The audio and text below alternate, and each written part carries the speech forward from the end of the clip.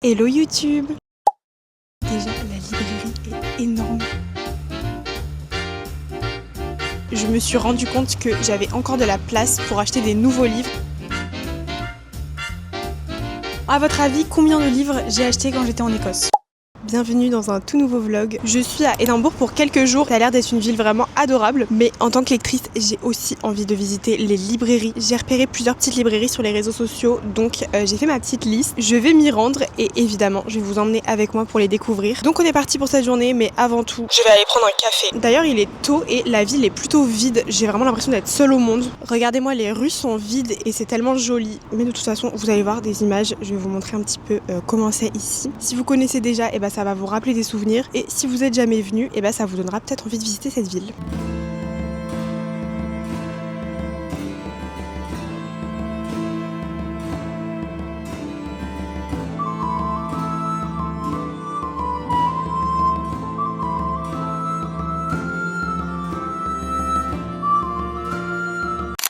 Là, je m'en vais vers une adresse qui a l'air ultra mignonne. C'est un petit peu une librairie genre ambiance un petit peu vintage et tout, genre je pense que ça va être très sympa.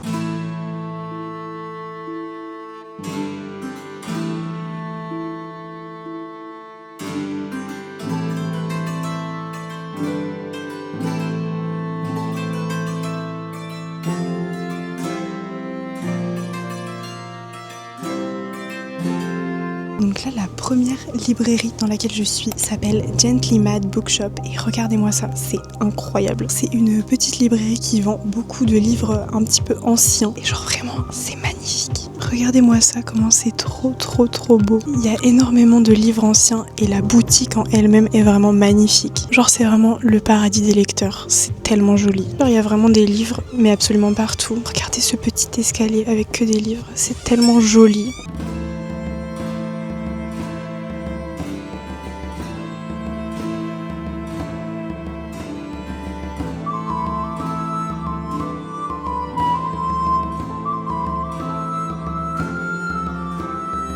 La librairie est vraiment hyper mignonne. Honnêtement, c'est pas le genre de librairie dans laquelle j'achète des livres puisque c'est vraiment des livres assez anciens, mais je la trouve vraiment hyper jolie. En tout cas, quand on aime les livres, c'est vraiment un endroit hyper joli. Donc si vous êtes de passage à Édimbourg, je vous conseille d'y passer. En tout cas, rien que pour faire des photos et admirer la beauté du lieu, je vous la conseille.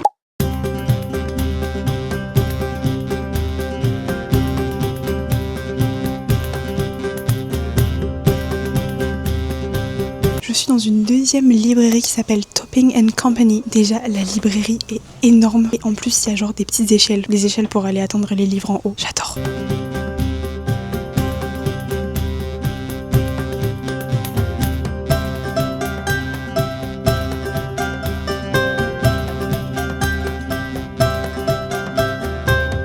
Ce qui est hyper cool dans la librairie, c'est que chaque catégorie, chaque genre de livre est hyper bien séparé. Une pièce de la librairie égale un genre littéraire.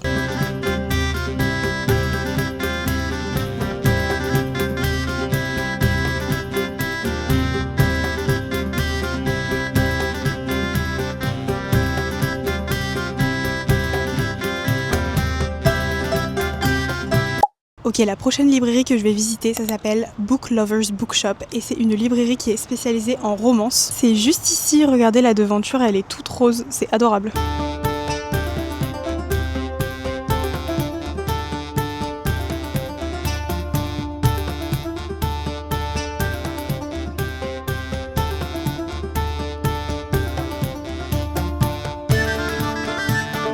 Donc clairement, si vous lisez de la romance et que vous lisez en anglais, je vous conseille vraiment de venir ici quand vous venez à Édimbourg parce qu'il y a vraiment tout. Mais genre il y a tout. Et en plus, il y a pas mal de petits goodies. Genre c'est vraiment adorable.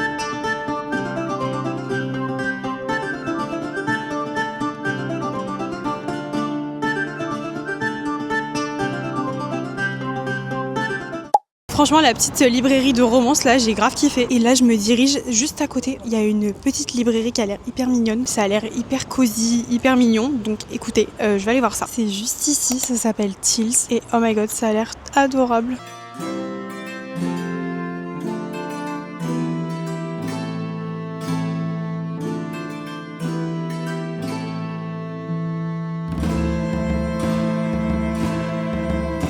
Bon bah écoutez, encore une fois, un sans faute. Cette librairie est juste adorable. Le petit coin avec la petite chaise là, c'est juste trop mignon. Genre on a l'impression un peu d'être chez sa grand-mère, c'est hyper cosy. J'adore.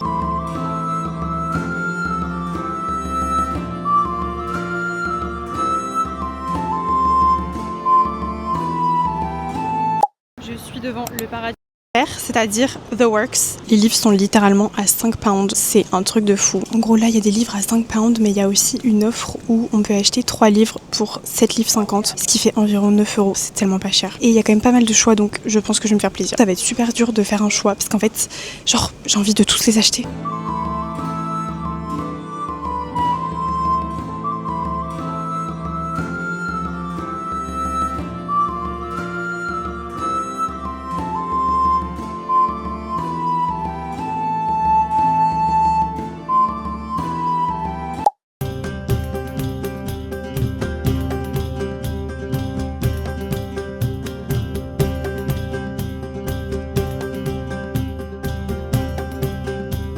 Là du coup je suis en train de faire un petit tour chez Waterstone. Franchement cette librairie elle est tellement incroyable. Mais du coup chez The Works j'en ai profité pour acheter tous les livres que je voulais acheter en venant ici. Donc je vais rien acheter, je regarde juste, voilà, c'est pour le plaisir des yeux. Mais en tout cas cette librairie est vraiment magnifique. Il y a les éditions collector de The Hunger Games, elles sont tellement jolies. Si vous êtes de passage à Édimbourg, je vous conseille de monter tout en haut de la librairie puisqu'il y a un café avec une très belle vue sur le château d'Édimbourg.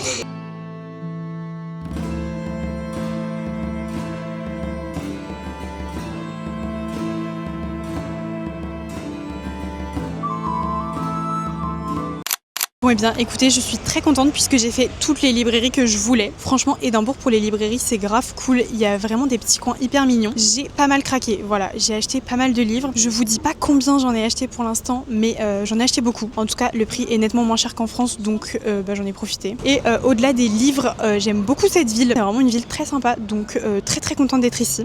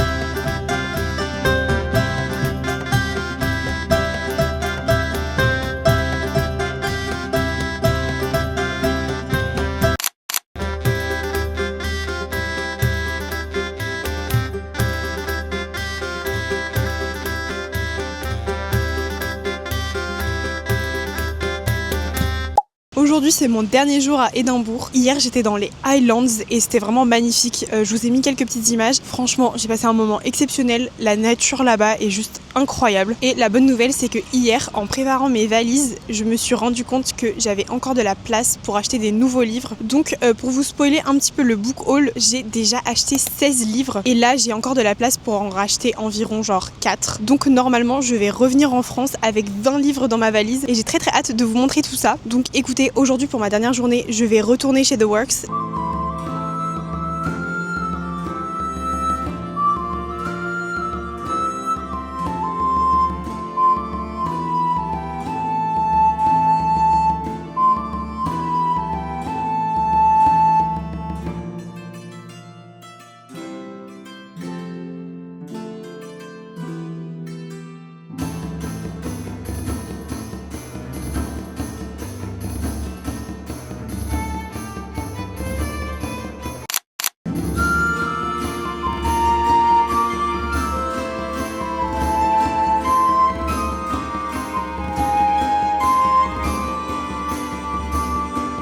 Je suis à l'aéroport d'Édimbourg, je vais bientôt prendre mon vol pour rentrer à Paris. Sauf qu'il y avait un Waterstone, donc évidemment que j'en ai profité pour aller acheter des livres, puisqu'il y avait un acheté et après on en avait un moitié prix. Voilà, j'ai racheté encore 2 livres. Je vous dis pas pour l'instant combien de livres j'ai acheté au total, mais sachez que ma palle a vraiment pris un coup. Bon, à votre avis, combien de livres j'ai acheté quand j'étais en Écosse? Bon, pour être 100% honnête avec vous, ça fait déjà 1 mois et demi que je suis rentrée d'Écosse. 2 minutes avant, j'étais en train de vous dire que j'allais tourner le book haul direct en rentrant. Pas du tout, voilà, on est vraiment 1 mois et demi plus tard. J'ai adoré mon voyage en Écosse, mais du coup, je vais vous montrer tous les livres que j'ai achetés. Ils sont juste ici. J'ai ramené tellement de livres que j'ai dû acheter une desserte chez Ikea exprès pour ma pile à lire. Et j'aime trop le rendu, je trouve ça super joli, donc j'ai bien fait d'acheter autant de livres pour pouvoir acheter cette desserte. Donc là, j'ai 21 livres à vous montrer. Ma pile à lire a pris un sacré coup. Je crois que maintenant, j'ai à peu près 35 livres dans ma pile à lire. En soi, ça va, je trouve que c'est un chiffre qui est plutôt raisonnable, mais normalement, je suis quelqu'un qui n'aime pas trop avoir de pile à lire. Donc on peut dire que là, je respecte pas trop mes engagements, mais écoutez, c'est que des livres que j'ai trop envie de lire, donc normalement, je devrais les lire plutôt rapidement. Ok, par contre, ça risque de me gêner un peu. Tout d'abord, concernant la romance, je me suis pris l'intégralité de la saga Chestnut Springs de Elsie Silver. Donc en tout, on a 5 tomes, Flawless, Heartless, Hopeless, Reckless et Powerless. Si j'ai pris la totalité de la saga, c'est que un livre coûtait 3 pounds, donc clairement c'était offert. Ça me ressemble pas trop d'acheter tous les tomes d'une saga d'un seul coup parce que d'habitude je préfère attendre de lire les livres et acheter au fur et à mesure pour voir si j'aime vraiment bien. Mais là, vu le prix, je pouvais pas résister, donc j'ai tout pris. En plus, j'avoue que je les trouve très jolies. Donc ce sera ma toute première saga de Cowboy Romance. Ce sera aussi la première fois que je vais lire du Elsie Silver, donc j'espère que je vais aimer. Surtout vu comment cette saga elle est survendue et que tout le monde l'adore, donc j'espère que moi aussi ça fonctionnera sur moi. Je peux pas vraiment vous faire de résumé parce que je ne sais pas exactement de quoi ça parle. Je me doute que chaque tome est dédié à un nouveau couple et que du coup ça doit se passer dans des ranchs vu que c'est une saga de Cowboy Romance. Donc j'espère juste que ça va me plaire, mais en tout cas même si ça me plaît pas, j'ai tous les tomes dans ma pile à lire, donc je vais tous les lire. Pour rester dans la Cowboy Romance et avec Elsie Silver, j'ai aussi acheté Wild Side et Wild Card qui sont les tomes 3 et 4 de sa saga Rose Hill. S'il y avait eu le tome 2, je l'aurais acheté, mais il n'y était pas et j'ai déjà le tome 1 dans ma pile à lire. Donc encore une fois, c'est une saga de Cowboy Romance et encore une fois, c'est du Elsie Silver. Pareil, je ne peux pas trop vous faire de résumé puisque je ne sais pas de quoi ça parle. Je les lirai après les Chestnut Springs et j'espère que je vais aimer. En fait, au global, j'espère que je vais aimer Elsie Silver puisque là, j'ai presque tous ses livres dans ma pile à lire, donc si je n'aime pas cette autrice, ça va être très compliqué. Un petit peu de romantasy ensuite avec tous les tomes de la saga Powerless. Donc on a Powerful, Reckless et Fearless. Powerless, je ne l'ai pas acheté puisque je l'ai déjà. J'ai commencé Powerless quand j'étais en Écosse et depuis je l'ai terminé. Donc quand j'étais là-bas, j'étais au tout début du livre, j'aimais plutôt bien ma lecture, mais depuis que j'ai terminé Powerless, je dois dire que j'ai un petit peu de mal. En fait, j'ai mis 1 mois et demi à lire ce livre et j'ai eu beaucoup de mal en fait à rentrer dans l'histoire. J'ai trouvé que vraiment c'était très long et je sais pas, j'ai pas plus accroché que ça et j'ai pas trouvé que l'histoire était très originale, j'ai trouvé ça long, j'ai trouvé ça répétitif. En fait, ce qui a sauvé ma lecture de Powerless, c'est vraiment les 50 dernières pages où vraiment il s'est passé des trucs de fou, il y avait énormément d'action, des trucs hyper choquants et là je me suis dit ah ouais en fait c'est pas mal, mais j'oublie pas les 450 pages d'avant où en fait je me suis clairement ennuyée. Donc je suis très très mitigée et là vous allez vous dire mais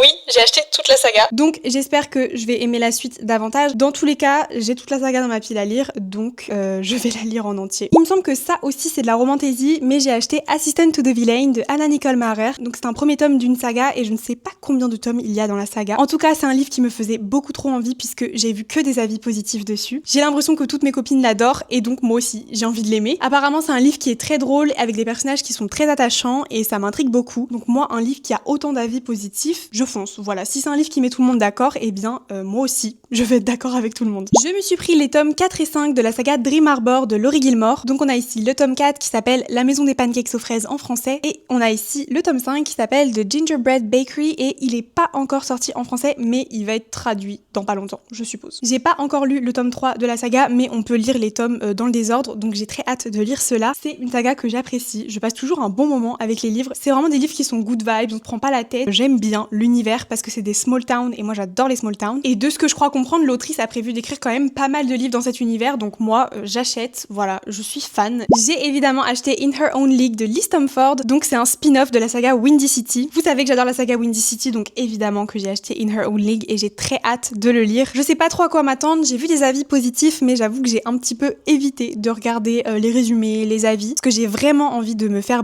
mon propre avis moi-même et j'adore la couverture, elle est trop belle. Ça change de ouf des couvertures des Windy City. Donc voilà, c'est un livre que je vais savourer, je sais pas si je vais le lire tout de suite parce que j'ai envie de prolonger un petit peu le plaisir des Windy City, mais j'ai hâte. de le découvrir. Daydream de Hannah Grace, c'est le 3e tome de la saga Maple Hills. Et oui, j'ai acheté un livre de Hannah Grace alors que j'ai détesté Icebreaker. Je vais vous expliquer pourquoi. J'ai envie de laisser une autre chance à l'autrice. Quand j'ai répété moult et moult fois que je n'avais pas aimé Icebreaker, vous avez été nombreux à me dire que les autres tomes étaient mieux, et surtout le tome 3. Donc, quand je l'ai vu et qu'il coûtait que 5 pounds, je me suis dit, allez, je vais tenter. Je vais vous faire confiance, vous m'avez dit que c'était mieux, donc je vais essayer. J'espère que ça va plus le faire que Icebreaker, parce que vraiment, Icebreaker, c'était une grosse déception. C'était tellement une déception que, en fait, j'ai DNF. Le livre, je ne l'ai même pas terminé. Mais si vous me dites que celui-là est mieux, eh bien, je vous fais confiance et j'espère que ce sera le cas. Je me suis pris Funny Story de Emily Henry. Je n'ai toujours pas lu de Emily Henry et pourtant, ce n'est pas l'envie qui me manque puisque j'entends absolument que des avis positifs sur cette autrice. Je vous jure que si je n'aime pas Emily Henry, je ne fais plus jamais confiance aux réseaux sociaux. Parce que cette autrice, apparemment, tous ses livres sont incroyables. Donc, j'espère que je vais aimer. Les couvertures, franchement, de Emily Henry, à chaque fois, elles sont trop belles. Oh non, il est abîmé, j'avais pas vu.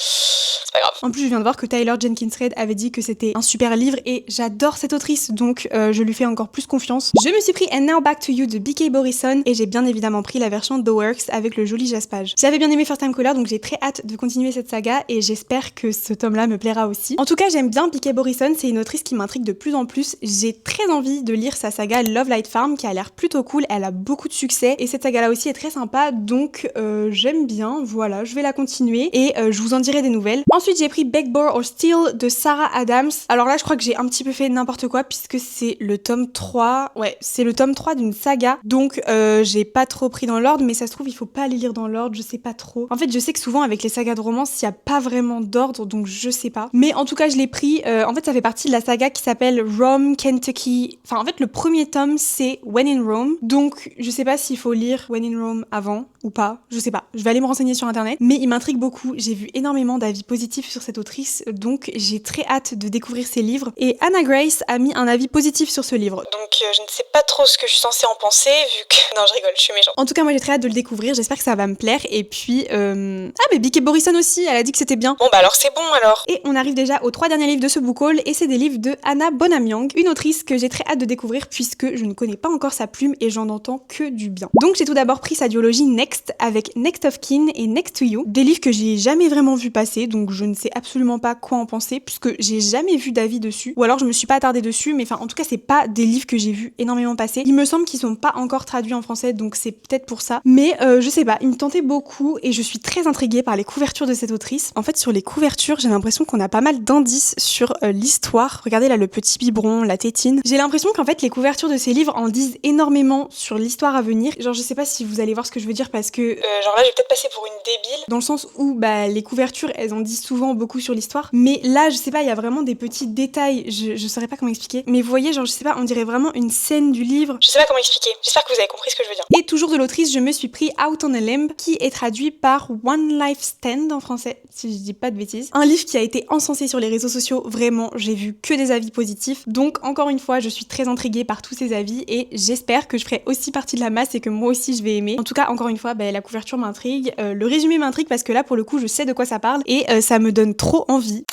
Bon, et bien écoutez, c'était un beau book haul. J'ai maintenant plein de livres à lire, donc normalement vous ne devriez pas me voir dans une librairie d'ici là. Mais là je ne sais pas vraiment tenir mes promesses, donc je vais peut-être pas trop m'aventurer sur ce terrain-là. En tout cas, si jamais vous avez lu l'un de ces livres, je compte sur vous dans les commentaires pour me dire lequel je dois absolument lire parmi tous ceux que je vous ai montrés. J'espère que ce vlog et ce book haul vous ont plu. Concernant mon voyage à Édimbourg, c'est vraiment une ville que j'ai adorée. Comme je vous ai dit, ça fait maintenant 1 mois et demi que je suis rentrée et c'est un voyage qui m'a vraiment marquée. Dites-vous, depuis j'ai fait 2 rêves dans lesquels je m'imaginais retourner là-bas. Vraiment, c'est une ville pour laquelle j'ai eu un énorme coup de cœur. Il y a vraiment une ambiance là-bas, il y a vraiment une vibe qui existe nulle part ailleurs. Ce que j'ai vraiment apprécié, c'est que c'est une petite ville à taille humaine dans laquelle on a vraiment le temps de se poser. Quand on la visite, on peut prendre notre temps, c'est hyper agréable de s'y balader. Moi, j'ai eu de la chance parce que quand j'y étais, il faisait super beau et j'ai l'impression que c'est quand même une ville dans laquelle il fait généralement pas très beau. Donc ça, c'était trop cool et franchement, c'est vraiment une ville que je vous recommande si vous y êtes jamais allé. C'est super sympa. En tout cas, il y a vraiment une énergie qui est unique, que j'avais jamais ressentie et que j'ai appréciée, mais vraiment j'ai adoré. Quand j'ai visité les Highlands, vraiment, j'avais l'impression de vivre un moment un petit peu suspendu dans le temps, avec des paysages vraiment magnifiques, j'ai juste adoré. Cette vidéo touche à sa fin, j'espère que vous avez passé un bon moment en ma compagnie et que je vous ai fait un petit peu voyager. Je vous fais de gros bisous et on se retrouve la semaine prochaine pour une nouvelle vidéo.